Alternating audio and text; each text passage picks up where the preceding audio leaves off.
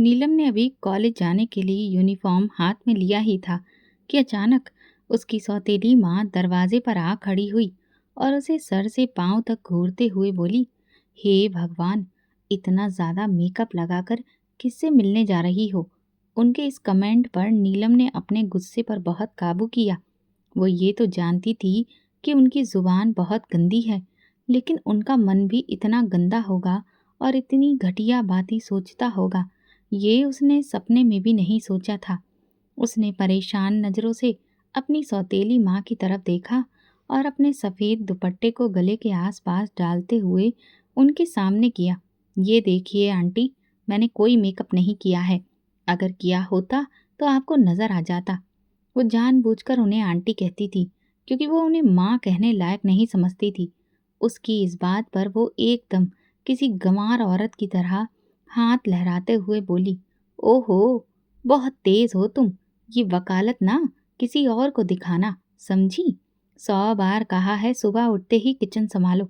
मैं तेरी और तेरे बाप की कोई नौकरानी नहीं हूँ कि तुम लोगों की खातिरदारी करूँ। जी, मैं नाश्ता बना देती हूँ, नीलम बोली। अरे, बड़ा एहसान कर रही है सब पर, बड़ी मेहरबानी, वो नकल उतारते हुए बोली। नीलम ने यूनिफॉर्म उतारकर फेंकी और उनके पास से तेजी से गुजरकर किचन की तरफ गई ताकि उसे और भी बातें सुनने को ना मिले। अभी उसने तवा रखा ही था कि वो दोबारा उसके सिर पर आ खड़ी हुई। सुनो, ये पराठा जरा मुलायम और लच्छेदार बनाना और अच्छे से देसी घी में सेंकना। ये सूखे पराठे मेरे गले से नीचे नहीं उतरते। उसके कानों में सौतेली माँ की जहर भरी आवाज गूंज रही थी, तो उसने हुक्म बजाते हुए सिर हिला दिया। उसने नाश्ता तैयार करके ट्रे में सजाया और सौतेली माँ और पिताजी के सामने रखा। जैसे ही वो दरवाजे की तरफ पलटी, आंटी ने चाय का कप उठाकर जमीन पर दे मारा और बहुत गुस्से में बोली, इसमें चीनी क्या तुम्हारी मरी हुई माँ आकर डालेगी। 100 बार कहा है, चाय में चीनी ना हो तो स्वाद ही नहीं आता। इस बात पर उसके पिता ने हंसते हुए धीरे से कहा, इतनी चीनी तो है चाय में, क्या तुम्हें शुगर की बीमारी करानी है। आंटी गुस्से से उसके पिता की तरफ मुड़ी और घूर कर देखा तो वो चुप हो गए। नीलम अच्छे से जानती थी कि उसके पिता उसके लिए कभी स्टैंड नहीं लेंगे और अब तो उनकी बीमारी की वजह से ये मुमकिन भी नहीं लग रहा था। उसने चुपचाप चाय के टूटे कप के टुकड़े उठाए और बाहर निकल आई। वो जानती थी कि अगर उसने कुछ बोला तो बेइज्जती और मार दोनों झेलनी पड़ेंगी। अपनी आंखों में आए आंसू उसने पी लिए और फिर चाय का नया कप खूब चीनी डालकर तैयार किया। आंटी को देने के बाद जब उसने घड़ी देखी तो उसके चेहरे का रंग उड़ गया। कॉलेज जाने में देर हो चुकी थी। वो जल्दी जल्दी यूनिफॉर्म पहनने लगी। बिना बाल कंघी किए जल्दी से सैंडल पहनी और बाहर निकली ही थी कि आंटी की कटीली आवाज ने उसे रोक लिया। कहाँ जा रही हो मैडम, आंटी ने पुकारा। कॉलेज जा रही हूँ आंटी, नीलम ने दबी आवाज में जवाब दिया। आंटी ने नकल उतारते हुए कहा, कॉलेज जा रही हूँ आंटी, और ये बर्तन तेरी अम्मा धोएगी। पहले बर्तन धो, फिर जहाँ जाना है जा। नीलम अपनी मरी हुई माँ और अपने चरित्र पर ऐसी बातें सुनकर बहुत ही शर्मिंदा हो गई। ऐसी घटिया बातें सुनकर वो मुश्किल बोली, मैं लेट हो जाऊंगी आंटी। तो क्या हुआ, ये काम ज्यादा जरूरी है, वो तीखे लहजे में बोली। नीलम के पास कोई चारा नहीं था। अंदर जाकर उसने जल्दी जल्दी बर्तन धोए और फिर तेजी से बाहर निकली। सड़क पार करते हुए वो बार बार घड़ी देख रही थी। वो 10 मिनट लेट हो चुकी थी। उसे कॉलेज के चौकीदार की गंदी नज़र याद आई तो वो घबराई। उसके पूरे बदन में झुरझुरी सी दौड़ गई। नीलम अब हर दूसरे दिन उससे उलझ पड़ती थी और ये बात उसे बहुत बुरी लगती थी क्योंकि चौकीदार एक कुंवारा नौजवान था जो उसे ज़रूरत से ज़्यादा फ्री होने की कोशिश करता था। उससे नीलम को घिन आती थी, इसीलिए वो हर मुमकिन कोशिश करती थी कि कॉलेज जल्दी पहुंचे। मगर आंटी रोज सुबह नाश्ते में ऐसी फरमाइशें करती थी कि देर हो ही जाती थी। वो परेशान सी दौड़ती हुई जैसे ही सड़क पार करने लगी, एक तेज रफ्तार गाड़ी उसके बहुत करीब आकर रुकी। गाड़ी के टायर जोर से चिरचिराए। नीलम को लगा आज तो जान से गई। वो तुरंत पीछे हटी और गुस्से से गाड़ी वाले की तरफ देखकर बोली, अंधे हो क्या, देखकर नहीं चला सकते। गाड़ी का दरवाज़ा खुला और उसमें से 6 फुट लंबा तगड़ा आदमी उतरा। चौड़ा सीना, फौजी कटबाल, हल्की दाढ़ी, कलाई पर चमड़े की घड़ी और हाथों की उंगलियों की उभरी नसें उसकी ताकत बयां कर रही थी। वो तेजी से उसकी तरफ बढ़ा। उसका बॉक्सर जैसा शरीर देखकर नीलम के दिल की धड़कनें तेज हो गईं। तुम्हें रोड क्रॉस करने की तमीज नहीं है, या किसी ने सिखाया ही नहीं है? उसकी नीली आंखें गुस्से से भरी थीं। नीलम घबरा गई, मगर जल्दी ही संभल गई। वो उन लड़कियों में से नहीं थी जो इतनी जल्दी डर जाएं। मुझे तमीज आती है, लेकिन लगता है आपको गाड़ी चलानी नहीं आती, नीलम ने तुनक कर कहा। उसके टी शर्ट से झांकते मसल्स में हरकत हुई। तुम एक पागल लड़की हो, सड़क के बीच चल रही हो। क्या गाड़ी वाले फुटपाथ पर चलें? ऊपर से मुंह जोरी भी करती हो। कभी गाड़ी देखी नहीं, इसीलिए इसे हवाई जहाज समझकर चलाते हो। नीलम बोली। क्या मतलब है तुम्हारा? तुम क्या बचपन से मेरे साथ पली बड़ी हो, जो मेरे बारे में बिना जाने कुछ भी बोले जा रही हो? कुछ शक्ल देखकर अंदाजा हो ही जाता है कि कौन कितने पानी में है। वो कंधे उचकाते हुए बोली। उसकी हल्की सांवली रंगत पर गुस्सा छलक आया। वो कुछ और कहने ही वाला था कि नीलम चुपचाप जाने लगी। तभी वो थोड़ा लड़खड़ाई और नीचे देखा तो उसकी सैंडल टूट चुकी थी। हे भगवान! ये कहती हुई वो तुरंत ही धड़ाम से जमीन पर बैठ गई। पागल लड़की, वो बहुत ही ऊंची आवाज में बोला। और फिर अपनी गाड़ी में बैठकर निकलते हुए उसने जोर से हॉर्न मारा। शीशा नीचे करके बोला, दूसरों को जज करने से अगर फुर्सत मिले तो अपने सैंडल मजबूत पहन लिया करो, ताकि सड़क पर इस तरह से डगमगाती ना फिरो। ये कहकर वो उसका मजाक उड़ाते हुए मुस्कुराया और गाड़ी लेकर चला गया। नीलम ने गुस्से से अपनी पलकों को समेटा और उसकी गाड़ी का नंबर नोट कर लिया। उसने जल्दी ही दिल में ठान लिया था कि इस बदतमीज इंसान की शिकायत वो थाने में जाकर जरूर करेगी। कॉलेज के बाद नीलम सीधा पुलिस स्टेशन पहुंची। अंदर दाखिल होते ही उसने एक पुलिस कांस्टेबल से कहा, मुझे एक शिकायत दर्ज करानी है। कांस्टेबल ने जरूरी नजर डाली और फिर बेमन से बोला, अभी तो एसपी साहब ही कंप्लेंट दर्ज कर रहे हैं, उनके पास जाओ।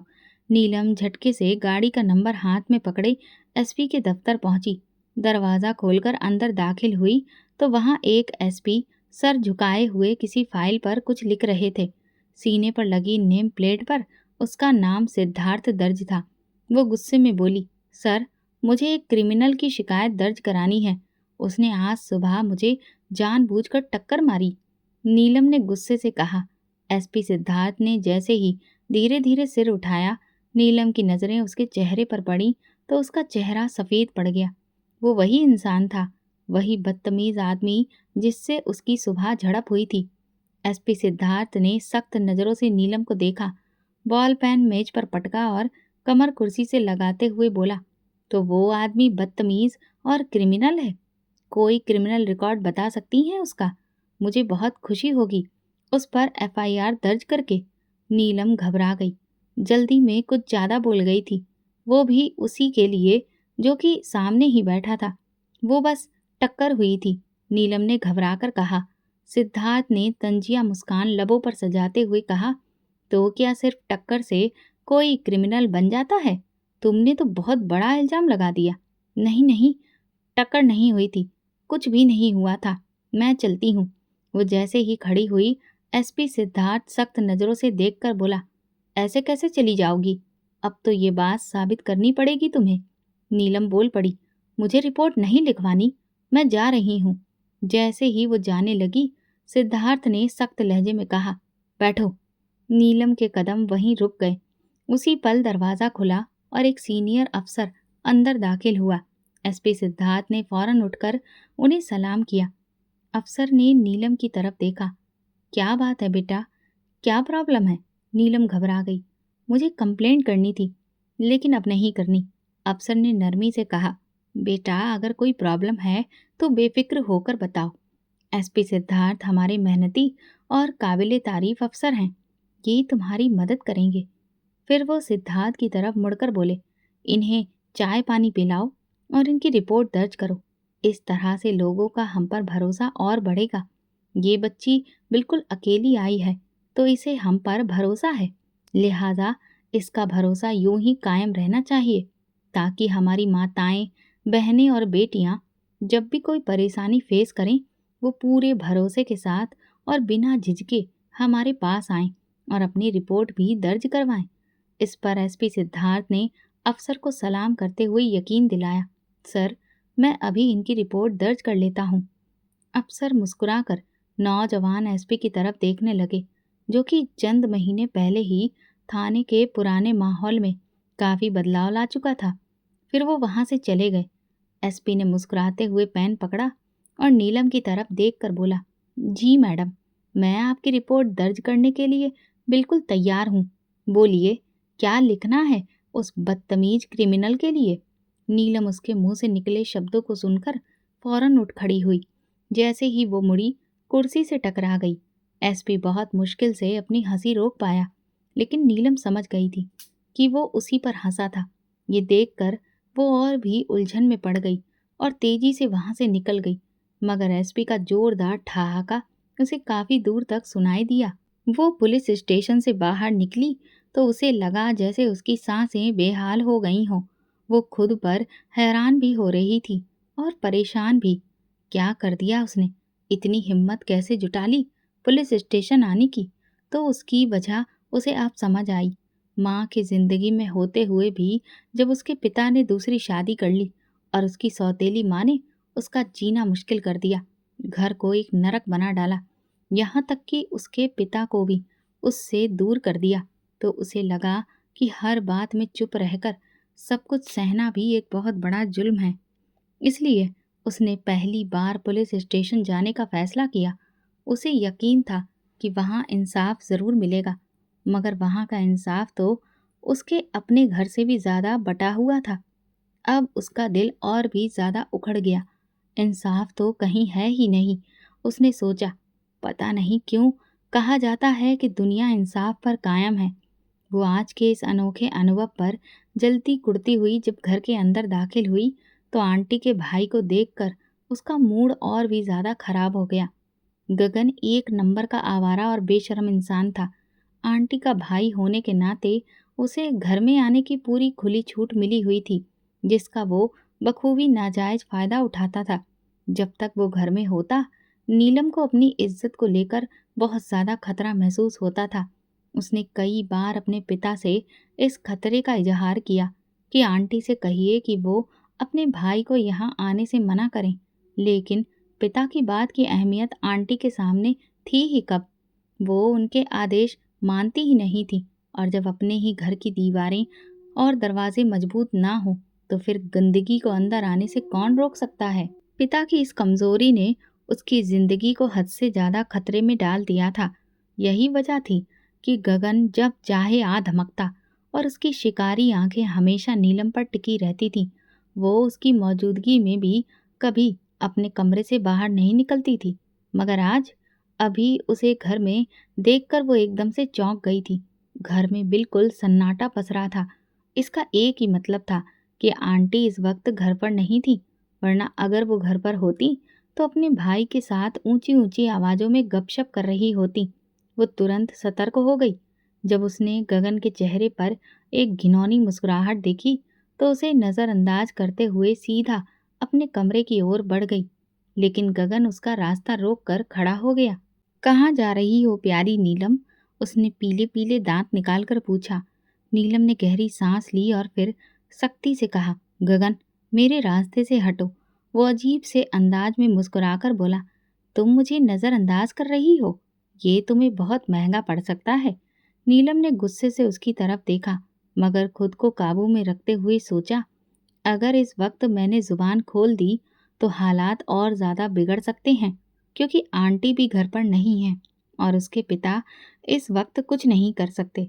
दवाइयाँ लेने के बाद वो तो गहरी नींद में सो जाते थे और फिर उन्हें दुनिया जहान की कोई होश ही नहीं रहती थी। इसलिए उसने अपना लहजा बदला और धीरे से कहा, मैं नज़रअंदाज नहीं कर रही हूँ, बस मेरे सिर में दर्द है। मैं गोली ला दूँ या तुम्हारा सिर दबा दूँ? जो तुम आदेश करो। वो बड़े ही फिल्मी अंदाज में बोला, तो नीलम ने शुक्रिया कहकर भागते हुए कमरे की तरफ दौड़ लगा दी और तेजी से दरवाज़ा बंद कर लिया। उसके दिल की धड़कन तेज हो चुकी थी। मगर उसके चेहरे पर गुस्से और बेबसी के मिले जुले भाव थे। गगन की बात उसके दिमाग में हथौड़े की तरह बज रही थी। बकरे की माँ कब तक खैर मनाएगी? एक दिन तुम्हें मेरी झोली में आकर गिरना है। नीलम ने तकिया उठाकर बेड पर दे मारा और खिड़की के पास जाकर गहरी सांसें लेने लगी। हे भगवान, कब तक मैं इस मुसीबत को झेलती रहूंगी? उसने खुद से ये बात कही। आंटी की गैर मौजूदगी में गगन का इस तरह से खुलकर उसके सामने आ जाना, ये खुला इशारा था कि वो अपनी हद से आगे बढ़ने वाला है। नीलम के दिल में खौफ था, गुस्सा भी। वो कुछ देर खिड़की से बाहर देखती रही। आसमान पर काले बादल छाए थे, जैसे कुदरत भी उसके हालात पर मातम कर रही हो। अचानक दरवाजे पर हल्की हल्की सी दस्तक हुई। नीलम के शरीर में झुरझुरी दौड़ गई। कौन है? वो हकलाकर बोली। नीलम, प्लीज यार दरवाज़ा खोलो, गगन की आवाज़ थी। अब मैं इतना भी बुरा नहीं हूँ। नीलम ने मुट्ठियां सख्ती से बंद कर ली। गगन, बेहतर होगा कि तुम यहाँ से चले जाओ, उसने सख्त लहजे में कहा। नीलम, ऐसे क्यों कर रही हो?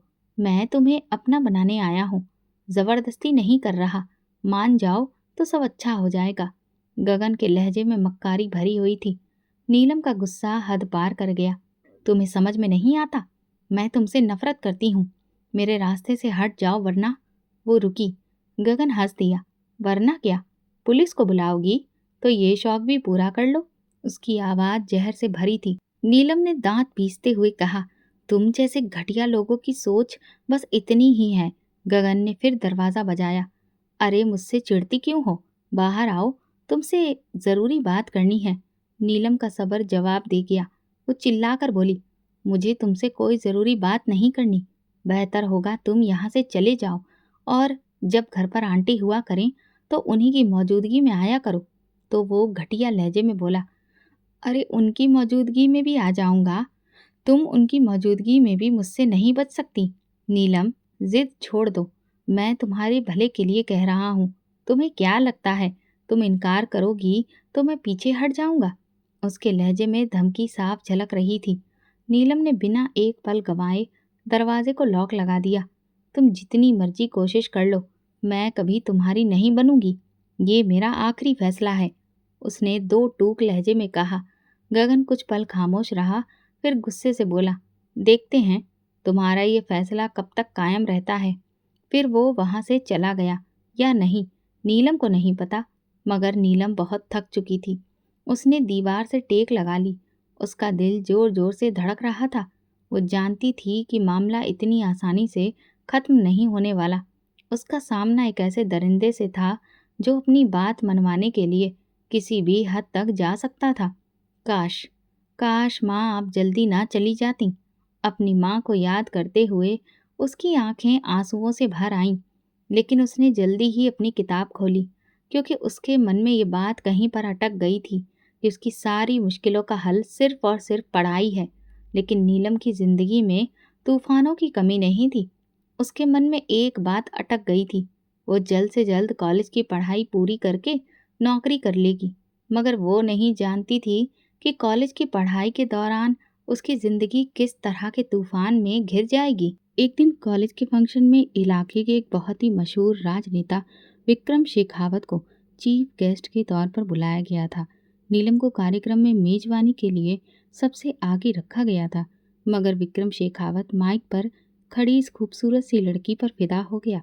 अभी प्रोग्राम जारी ही था कि विक्रम ने कॉलेज के प्रिंसिपल से उसका नाम पूछा। प्रिंसिपल एकदम से चौंक गई, क्योंकि वो विक्रम की आंखों में छुपी हुई हवस देख चुकी थी। लेकिन वो ये भी जानती थी कि अब उस लड़की को रोक नहीं सकती, क्योंकि जिस चीज़ पर विक्रम शेखावत की नज़र पड़ जाती है उसे बर्बाद होने से कोई नहीं रोक सकता। विक्रम ने प्रिंसिपल से कहा, इस लड़की को अपने दफ्तर में बुलाइए, मुझे उससे कुछ बात करनी है। प्रिंसिपल ने नरमी से कहा, अभी तो वो प्रोग्राम ही होस्ट कर रही है, फंक्शन ख़त्म हो जाए तो मैं आपकी मुलाकात अरेंज करवा देती हूँ। विक्रम की आंखों में एकदम से गुस्सा आ गया और वो बढ़कर बोला, मैं कोई इतना खाली आदमी नहीं हूँ कि तुम्हारे फंक्शन के ख़त्म होने तक यहाँ पर बैठा रहूँ। मुझे 100 काम होते हैं और जितना कहा है उतना करो। प्रिंसिपल ने जी हुजूरी करते हुए फौरन वहाँ से उठकर नीलम को बैक स्टेज बुलवाया और उसे अपने साथ प्रिंसिपल ऑफिस चलने को कहा। नीलम हैरान हुई, लेकिन प्रिंसिपल को इनकार करने की हिम्मत ना कर सकी और फिर उनके साथ ऑफिस पहुंची। नीलम ने हौले से पूछा, मैम, सब ठीक है? प्रिंसिपल मुस्कुराते हुए बोली, तुम बहुत खुशकिस्मत हो। विक्रम शेखावत तुमसे बात करना चाहते हैं। नीलम अभी कुछ कहने ही वाली थी कि विक्रम ऑफिस में दाखिल हुआ तो वो सीधी होकर खड़ी हो गई। प्रिंसिपल ने विक्रम के इशारे पर कमरा छोड़ दिया। नीलम ने सोचा, शायद ये कॉलेज के फंक्शन या फिर किसी चैरिटी वेलफेयर के मामले पर बात करना चाह रहे हैं, लेकिन जल्दी ही उसकी गलतफहमी दूर हो गई और उसे अच्छे से अंदाजा हो गया कि विक्रम का मकसद कुछ और है। विक्रम ने मुस्कुराते हुए कहा, आओ नीलम, मेरे पास बैठो। उसने अपने साथ सोफे पर बैठने का इशारा किया तो नीलम झिझक गई। अरे, क्या सोच रही हो? वहाँ स्टेज पर तो पटर पटर बोल रही थी, मेरे पास खड़ी हुई तो चुप हो? अरे भाई, दो बातें हमसे भी कर लो। हाँ, खा थोड़ी ना जाऊंगा तुम्हें। ये कहकर वो बिना वजह हंसने लगा, जैसे ये जताना चाह रहा हो कि वो कितना खुश मिजाज है। मगर नीलम बेचारी बेबस हो गई और सामने वाले सोफे पर सिकुड़ कर बैठ गई। विक्रम खामोशी से उसे सिर से पैर तक घूरता चला गया, जैसे कि आंखों ही आंखों में उसे निगल जाएगा। ऐसे में नीलम की बेचैनी बढ़ती चली गई कि अचानक विक्रम ने उसकी तारीफें करना शुरू कर दिया। तुम जितनी खूबसूरत हो, उतनी ही तुम्हारी आवाज़ में भी जादू है। तुम्हारा मासूम चेहरा देखकर यकीन मानो, मेरा तो दिल खुश हो गया। लेकिन विक्रम भी बहुत चालाक आदमी था। वो तुरंत ही जान गया कि नीलम को उसकी किसी भी बात में कोई दिलचस्पी नहीं है। शायद ये उन लड़कियों में से नहीं थी जो बहुत प्रैक्टिकल सोच रखती है। तो उसने एकदम से अपना पैंतरा बदला। पढ़ाई पूरी करने के बाद तुम्हारा क्या इरादा है? विक्रम ने पूछा। तो नीलम ने झिझकते हुए कहा, नौकरी का सोचा है। इस पर विक्रम हंस पड़ा। उसने एक जोरदार ठहाका लगाया। अरे, तुम्हें नौकरी की क्या ज़रूरत? तुम तो दिलों पर राज करने के लिए पैदा हुई हो। तुम्हारे लिए तो कोई भी महल खड़ा कर सकता है। बस तुम्हारी मर्जी होनी चाहिए। नीलम को अपने गालों पर अचानक से गरम गरम तपिश महसूस हुई। उसके कान भी लाल होने लगे और हथेलियों में पसीना आ गया। उसे अचानक अपनी आंटी का भाई गगन याद आ गया, जो ऐसे ही मक्कारी भरी बातें करता था। वो बुरी तरह से घबराने लगी और वहां से उठना चाहती थी कि अचानक इस बीच एसपी सिद्धार्थ कमरे में दाखिल हुआ। उसे देखकर नीलम के चेहरे का रंग उड़ गया, मगर एसपी को देखकर विक्रम एकदम से संभल गया।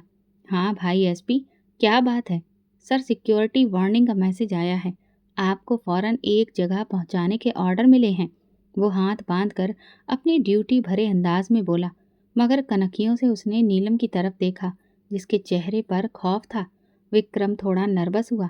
नीलम के सामने वो खुद को मजबूत दिखाने की कोशिश कर रहा था। उसने एसपी से कहा, ठीक है, मैं अभी आता हूँ, आप बाहर जाएं। मगर उससे पहले कि सिद्धार्थ बाहर निकलता, नीलम फौरन खड़ी हो गई और बोली, मुझे इजाज़त दीजिए। विक्रम ने अपनी जेब से विजिटिंग कार्ड निकाला और नीलम की तरफ बढ़ाया। ये लो, इस पर मेरा नंबर लिखा है, मुझे कॉल ज़रूर करना। नीलम ने ठंडे लहजे में कहा, मेरे पास मोबाइल नहीं है। उसके उखड़े लहजे को सिद्धार्थ ने महसूस किया और नज़र उठाकर नीलम की तरफ देखा। उसे लगा जैसे ये लड़की बाकी लड़कियों से बहुत अलग है, जो किसी के स्टेटस से प्रभावित होना नहीं जानती। लेकिन विक्रम नीलम की बात सुनकर मुस्कुरा दिया। मोबाइल का इंतजाम हो जाएगा और आज ही होगा, तुम फिक्र मत करो। नीलम ने अब वहाँ और रुकना ठीक नहीं समझा और तुरंत ऑफिस से बाहर निकल गई। उसका दिल तेजी से धड़क रहा था, लेकिन अब की बार दिल धड़कने की वजह एसपी सिद्धार्थ था, जिसे वो दोबारा से देख गई। ये तो उसने सोचा ही नहीं था। कॉलेज का फंक्शन खत्म होते ही वो उलझे दिमाग के साथ बाहर निकली थी कि अचानक एक काले शीशे वाली गाड़ी उसके करीब आकर रुकी। दरवाज़ा खुला और अंदर बैठे एक यूनिफॉर्म पहने आदमी ने नरमी से कहा, मैडम, विक्रम साहब आपसे चंद मिनट बात करना चाहते हैं। नीलम एकदम पलटी। उसकी आंखों में परेशानी सी उभर आई। कौन? कौन विक्रम साहब? विक्रम शेखावत के नाम पर नीलम के चेहरे पर उलझन के एक्सप्रेशन दिखने लगे। वो जानती थी कि विक्रम ज़रूरत से ज़्यादा उसमें दिलचस्पी ले रहा है, मगर वो किसी भी हाल में उससे मिलने के लिए तैयार नहीं थी। नीलम ने सख्त लहजे में जवाब दिया, मुझे किसी से कोई बात नहीं करनी, रास्ता दीजिए। आदमी के चेहरे पर नरमी के बावजूद आंखों में एक अजीब सी धमकी झलक रही थी। ये आपकी सलामती के लिए है मैडम, आप इनकार करके हालात को अपने खिलाफ ना करें। उसकी बात सुनते ही नीलम का शरीर एकदम से लड़खड़ा गया। वो पीछे हटने ही लगी थी कि तभी किसी का भारी और सख्त लहजे में उसे आवाज़ सुनाई दी। क्या बात है? बिना वजह इस लड़की को यहाँ पर क्यों रोका है? नीलम ने हैरानी से सिर उठाकर देखा तो सामने एसपी सिद्धार्थ तेज कदमों से उनकी तरफ आता दिखाई दिया। उसका चेहरा सपाट था और आंखों में सख्ती। वो उनसे लगभग करीब पहुंचा, लेकिन नीलम की तरफ देखने से उसने गुरेज किया। सर जी, ये विक्रम शेखावत की बात है। उस आदमी के चेहरे पर घिनौनी मुस्कुराहट थी। इतना सुनते ही एसपी सिद्धार्थ के होंठ सख्ती से भींच गए। मलखान, तुम जानते हो कि इस वक्त विक्रम शेखावत की जान कितने खतरे में है। हमें फुल सिक्योरिटी तैनात करने का हुक्म दिया गया है, तो क्या ये सब बिना वजह है? नहीं सर। मलखान सिद्धार्थ की बात पर एकदम अलर्ट हो गया और अगली गाड़ी वाले को चलने को कहा। यहाँ से जितनी जल्दी हम निकलें उतना ही बेहतर है। भगवान ना करे अगर कुछ हुआ तो यही विक्रम शेखावत अपनी अदाओं का जिक्र भूल जाएगा और फिर गिरेबान हमारा पकड़ेगा। हम तुम लोगों का तो कुछ भी नहीं बिगड़ पाएगा। मलखान ने सर हिलाया जैसे बात की तह तक पहुंच गया हो, फिर एकदम सैल्यूट करते हुए फौरन बोला, ठीक है सर, मैं बताता हूँ। वो तेजी से अगली गाड़ी की तरफ दौड़ा, जहाँ विक्रम शेखावत की गाड़ी भी मौजूद थी। नीलम धड़कते दिल के साथ ये सब खामोशी से देख रही थी। उसकी आंखें खौफ से भरी पड़ी थीं। एसपी सिद्धार्थ ने एक नज़र उस पर डाली और सख्त लहजे में बोला, तुम यहाँ से जितनी जल्दी हो सके घर चली जाओ। उसकी आवाज़ में कोई लगाव नहीं था, जैसे कि वो आदेश दे रहा हो। नीलम ने पहली बार किसी मर्द की शक्ति को सुरक्षा के एहसास में ढलते देखा था। वो शक्ति जो उसने हमेशा नफरत और ज़बरदस्ती की सूरत में महसूस की थी, आज किसी रखवाले की तरह उसके आसपास खड़ी हो गई थी। उसके साए में नीलम की सांसें तेज तेज चल रही थीं और दिल बुरी तरह से धड़क रहा था। लेकिन मर्द की मौजूदगी में उसे ना तो कोई डर महसूस हो रहा था और ना ही घबराहट, बल्कि एक अजीब सा सुकून था। उस दिन जो कुछ भी सिद्धार्थ और नीलम के बीच में हुआ था, वो आज से बिल्कुल अलग था। आज वो उसके सामने एक अलग अंदाज में था और सिद्धार्थ ने नीलम को किसी मसीहा की तरह लग रहा था, जो ऐन वक्त पर आकर उसे शिकारी के चुंगल से बचाने आ गया था। विक्रम के प्रोटोकॉल की वजह से दूर दूर तक कोई गाड़ी नहीं थी। नीलम इधर उधर देखने लगी। तभी सिद्धार्थ ने उसकी मजबूरी को महसूस कर लिया। उसने नीलम से कहा, मेरे साथ आओ। वो ये कहकर आगे बढ़ा और उसने ये देखना भी ज़रूरी नहीं समझा कि वो उसकी बात सुनकर उसके पीछे आएगी या नहीं। लेकिन नीलम किसी रोबोट की तरह उसके पीछे चल पड़ी, क्योंकि वो जानती थी कि अगर आज एसपी वक्त पर ना आता तो शायद वो विक्रम के बिछाए जाल में बुरी तरह से उलझ जाती। उसके दिमाग में गगन की मक्कार हंसी गूंजने लगी, जो हमेशा कहता था, बकरे की माँ कब तक खैर मनाएगी। आज भी वही बात उसे याद आई, मगर आज वो एक दरिंदे के चुंगल में आने से बच गई थी। एसपी ने दूर खड़े एक टैक्सी वाले को इशारा किया तो वो फौरन अपनी टैक्सी लेकर उनके पास पहुंचा। नीलम को बिना देखे उसने कहा, जल्दी से बैठो। फिर टैक्सी वाले से धीरे से कहा, मैडम को यहाँ से जल्दी से निकालो और इन्हें फौरन घर पहुँचाकर मुझे रिपोर्ट दो।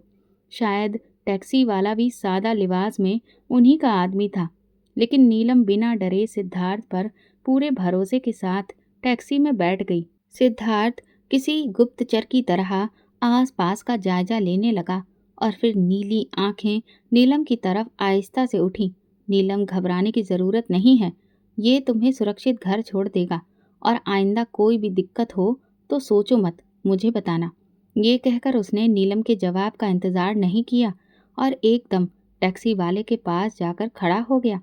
उसने उसे खुफिया इशारा किया, जिसे नीलम ने भी देख लिया। इशारा मिलते ही टैक्सी वाले ने टैक्सी स्टार्ट की और तेजी से आगे बढ़ गया। नीलम ने सीट से पीठ टिकाई और आंखें बंद कर ली। सिद्धार्थ की नीली आंखें छपाक से उसकी बंद आंखों में झांकने लगी तो उसने घबराकर आंखें खोल दी, मगर उसके गुलाबी होठों पर एक खूबसूरत मुस्कुराहट फैल गई। पहली बार जिंदगी मुश्किल होते हुए भी उसे हल्की फुल्की लगने लगी। शायद ये एसपी सिद्धार्थ की शख्सियत का कमाल था, या भगवान तेरा शुक्र है तूने इस मुश्किल घड़ी में अपना एक नायक भेजा, वरना मेरे लिए तो ये एक बंद गली थी जहां मैं खड़ी थी। अगर उस वक्त एसपी ना आता तो क्या पता मुझे जबरदस्ती विक्रम की गाड़ी में बिठा दिया जाता तो फिर मेरा क्या होता। ये सोचते ही उसने एक गहरी सांस ली। आए दिन अखबारों में वो ऐसी खबरें पढ़ती रहती थी जिनमें लड़कियों के साथ गलत होता था और फिर उन्हें सड़क पर फेंक दिया जाता था।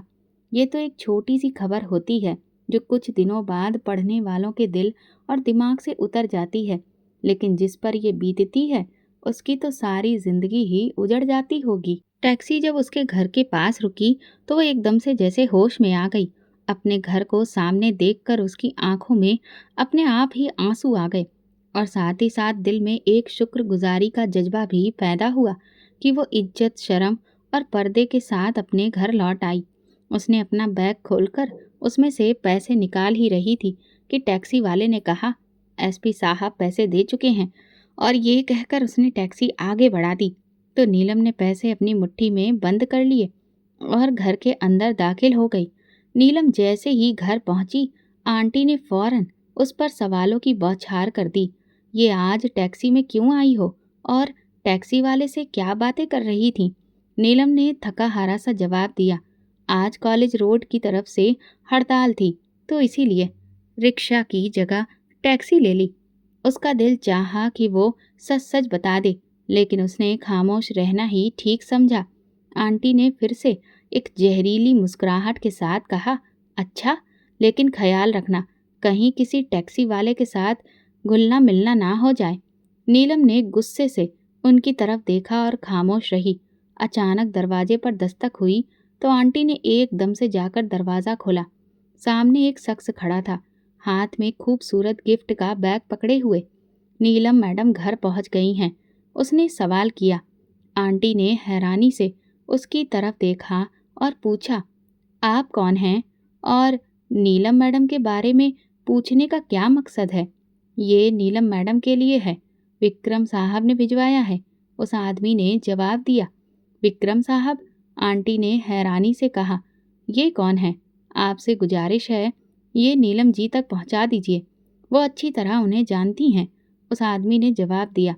नीलम ने दरवाजे के पीछे से ये सब सुना था। उसका दिल बुरी तरह से धड़कने लगा।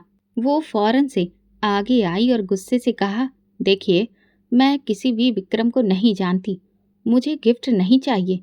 बेहतर होगा आप ये वापस ले जाएं और उन्हें बताएं कि दोबारा इस तरह की कोई चीज़ हमारे घर ना भेजें। लेकिन एकदम से आंटी ने उस आदमी के हाथ से वो गिफ्ट झपट लिया तो वो आदमी मुस्कुराता हुआ वहाँ से चला गया। नीलम को आंटी की इस हरकत पर बहुत गुस्सा आया और वो उन पर बिगड़ गई।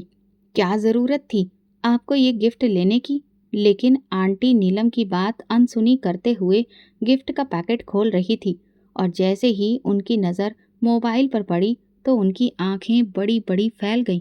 अरे, ये कितना महंगा मोबाइल है, लगता है किसी बहुत ही अमीर आदमी ने भिजवाया है। अरे वाह, तुमने तो काफ़ी ऊंचा हाथ मारा है लड़की। उनकी बात सुनकर नीलम सिर हिलाते हुए बोली, कभी तो सोच समझकर बोला करिए आंटी, क्या बाजारी जुबान इस्तेमाल करती रहती हैं आप? ये वापस कर दें। अरे नीलम, थोड़ी सी दुनियादारी सीखो। अगर खुशहाली हमारे दरवाजे पर दस्तक दे रही है तो शुक्र करो। अरे मेरे भाई गगन में क्या रखा है, ना तो कोई ढंग से काम काज करता है और ना ही वो पैसे वाला है।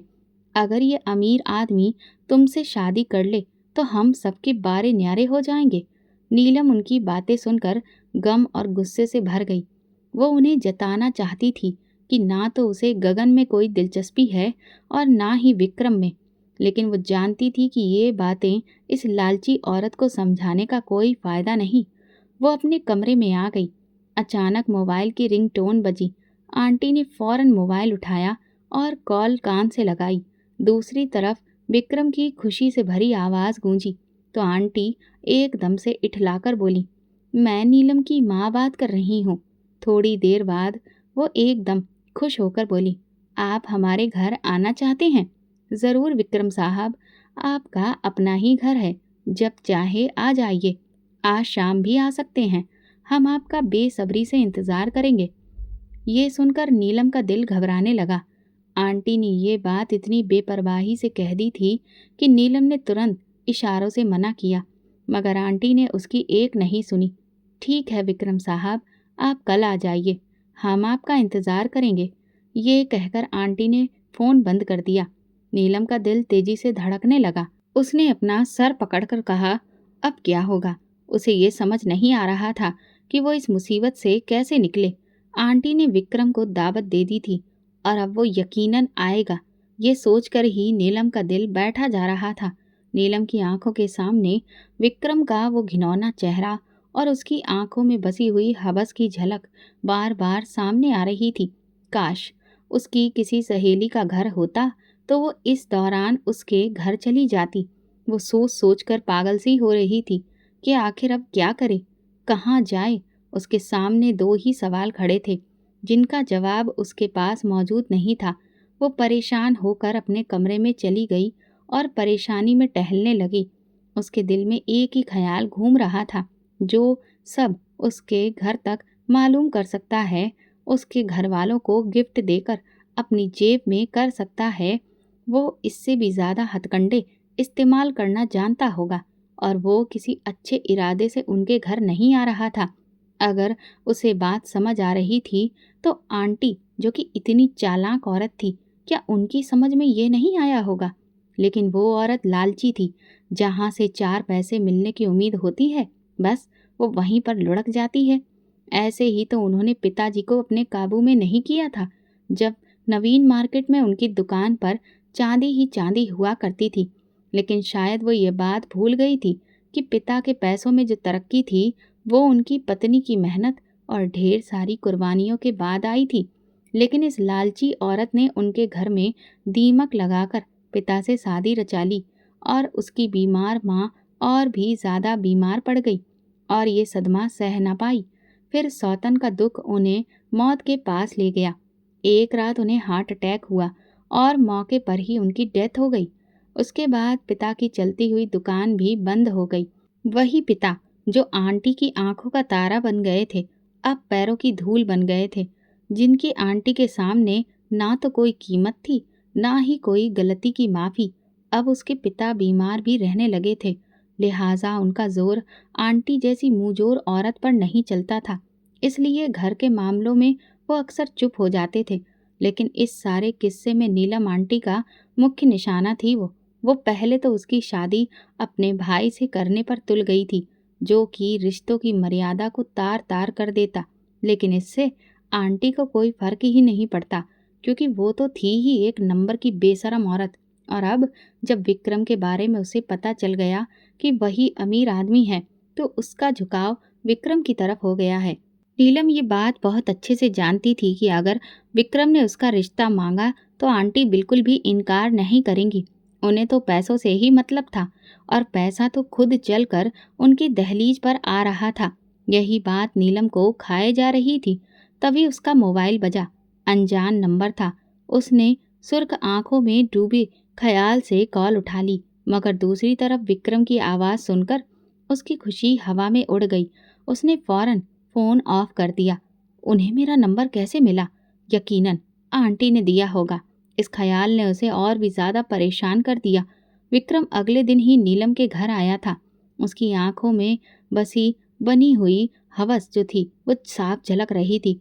वो यहाँ पर नीलम का हाथ मांगने आया था और उसे इस बात का पूरा भरोसा था कि उसकी ताकत, पैसे और रुतबे के आगे कोई भी इनकार करने की हिम्मत नहीं करेगा। वो पूरी गुरूर के साथ उनके ड्राइंग रूम में आकर बैठा, लेकिन उसकी भूखी निगाहें नीलम को ढूंढ रही थी।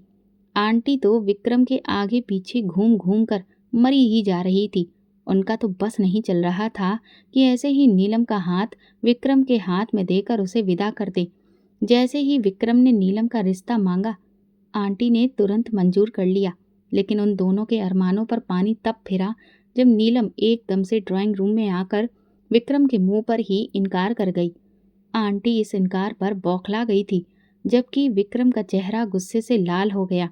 ये लड़की कैसे इनकार कर सकती है, वो सोच रहा था। ये इनकार उसकी इज्जत पर एक करारा वार था। उसे अपना इरादा नाकाम होता महसूस हुआ। उसने तो सोचा था कि नीलम को शादी के नाम पर फंसा लेगा और फिर कुछ दिन उसके साथ अय्याशी करके उसे छोड़ देगा, लेकिन यहाँ तो वो उसके साए से भी दूर भाग रही थी। फिर आगे चुनाव भी आने वाला था। वो ऐसा कोई घोटाला नहीं चाहता था जिससे उसकी चुनावी छवि पर असर पड़े, लेकिन दिल था कि नीलम के लिए बेकरार होता जा रहा था। अब उसे ये नजर आ रहा था कि ये घी सीधी उंगली से नहीं निकलेगा, लिहाजा उसने उंगलियां टेढ़ी करने की कोशिश की। वो नीलम के घर के हालात देख चुका था। वो बहुत ही गरीब घर से ताल्लुक रखती थी, इसलिए उसके खिलाफ उठकर बोलने की हिम्मत किसी में नहीं होगी। आज उसने शादी का इरादा पीछे कर दिया और अपने आदमियों को ऑर्डर दिया कि नीलम को अगवा कर लो। एक रात नीलम अपने कमरे में सो रही थी जब उसकी आंखें अचानक किसी आवाज से खुली। कुछ अनजान लोग चुपके से उसके कमरे में दाखिल हुए। इससे पहले कि वो कुछ समझ पाती, उन्होंने उसके मुंह पर हाथ रख दिया ताकि वो चीख न पाए। वो खुद को छुड़ाने लगी, मगर उसकी कोशिशें कमजोर पड़ गईं। विक्रम के लोग उसे गाड़ी में डालकर कोठी पर ले गए। घबराहट और डर की शिद्दत से उसका दिल फटा जा रहा था। वो बुरी तरह से सिहरने लगी। तभी वहां ड्यूटी पर मौजूद एसपी सिद्धार्थ के कान खड़े हो गए। वो फौरन अपने गार्ड रूम से बाहर निकला और ये देखकर उसके पैरों तले से जमीन खिसक गई जब उसने देखा कि विक्रम के खास आदमी नीलम को बाजू से पकड़कर घसीटते हुए अंदर कोठी में ले जा रहे थे। वो जानता था कि कोठी के अंदर जब लड़कियां जाती हैं तो फिर विक्रम के कमरे और बिस्तर की रौनक बनने के बाद ही बाहर निकलती हैं और फिर किसी के काबिल नहीं रहती। वो नीलम को विक्रम की हवस का शिकार नहीं बनने देगा, क्योंकि कहीं ना कहीं दिल के अंदर एक खामोश मोहब्बत का आगाज हो चुका था और नीलम के नाम का दिया जल रहा था। उसने अपने चारों जवानों की तरफ देखा। मुझे इस लड़की को बचाना है, तुम लोग तैयार हो? उन्होंने फौरन सिर हिला दिया, इससे पहले कि विक्रम नीलम की इज्जत तार तार कर देता। एसपी सिद्धार्थ अपने साथियों के साथ उसके सिर पर पहुंच गया। उसके खिलाफ काफी सारे सबूत वो लोग पहले से ही इकट्ठा कर चुके थे। उन्होंने वारंट दिखाकर विक्रम को गिरफ्तार कर लिया। विक्रम काफी दहाड़ा। उसने अपनी ताकत दिखाने की खूब कोशिश की, लेकिन एसपी के सामने उसकी एक न चली। उसे थाने की तरफ ले जाया गया। सिद्धार्थ नीलम के पास आया, जो कोने में खड़ी कांप रही थी। ये तीसरी बार था जब सिद्धार्थ उसे बचाने के लिए किसी फरिश्ते की तरह वहां मौजूद था। वो दौड़कर उसके सीने से लगकर रोने लगी। उसके खुले बाल उसकी कमर पर बिखर चुके थे और उसका बदन धीरे धीरे तप रहा था। सिद्धार्थ ने उसके बालों पर थपकी दी और उसे खुद से अलग किया। तुम सुरक्षित हो, रो क्यों रही हो? लेकिन हर बार मैं कैसे सुरक्षित रह सकती हूँ? मैं हूं ना? नीली आंखों में पूरे यकीन से उसने कहा। वो खुशी से रो पड़ी। चलो, मैं तुम्हें घर छोड़ देता हूँ। वो भरोसे के साथ उसकी हमराही में चली, लेकिन जब वे घर पहुंचे तो आंटी ने दरवाजा खोलने से इनकार कर दिया। भला रात के अंधेरे में इज्जत गंवाकर आने वाली लड़की को घर में कैसे जगह दे? नीलम ने कसम खाकर अपनी इज्जत सुरक्षित होने की गवाही दी, मगर आंटी ने उसकी एक ना सुनी। उसके पिता भी एक खामोश पुतले की तरह खड़े रहे। आंटी ने उसके मुंह पर ही दरवाज़ा बंद कर दिया। नीलम हक्का बक्का दरवाजे के आगे बेबस खड़ी थी। वो बहुत मायूस थी। उसे समझ नहीं आ रहा था कि अपने घर की चार दीवारी के अलावा बाहर कहाँ इज्जत से सर छुपाए। इस बात पर उसे यकीन नहीं आ रहा था कि अपने आप के होते हुए भी वो बेसहारा हो चुकी है। वो वहीं खड़ी होकर रोने लगी। एसपी उसके करीब आया और बोला, बंद दरवाजों पर कभी दस्तक नहीं देनी चाहिए। जिन्हें तुम्हारे आने की खुशी से ज़्यादा इस बात की परेशानी थी कि लोग क्या कहेंगे। वे कभी तुम्हारे लिए स्टैंड नहीं लेंगे। ऐसे रिश्तों पर अपने आंसू बर्बाद करने का कोई फ़ायदा नहीं। चलो यहाँ से। लेकिन मैं कहाँ चलूँ? मेरे घर चलो। मगर मगर क्या? मेरी माँ है, जिन्हें अपनी बहू यकीनन बहुत पसंद आएगी। नीलम उसकी बात सुनकर हैरत से उसकी तरफ देखने लगी तो एसपी सिद्धार्थ उसके इस तरह देखने पर अपने सीने पर हाथ रखकर मुस्कुरा दिया। नीलम उसकी इस शरारती मुस्कान पर चुपचाप चल दी। सिद्धार्थ के साथ उसके घर की ओर जाते हुए उसके दिल में बस एक ही ख्याल था, भगवान कभी भी किसी इंसान पर ज़रूरत से ज़्यादा बोझ नहीं डालता और ना ही नाइंसाफ़ी करता है। ये तो इंसान ही है जो दूसरों के साथ नाइंसाफ़ी करते हैं और फिर दुनिया के गुनाहों की सज़ा भी भुगतते हैं। दोस्तों, अगर आपको हमारी कहानी पसंद आई हो तो कमेंट करके ज़रूर बताएं। वीडियो को लाइक करें और ज़्यादा से ज़्यादा शेयर करें। अगर आप चैनल पर नए हैं तो सब्सक्राइब ज़रूर करें और नोटिफिकेशन बेल को दबाएं ताकि अगली अपडेट सबसे पहले आपको मिले। धन्यवाद।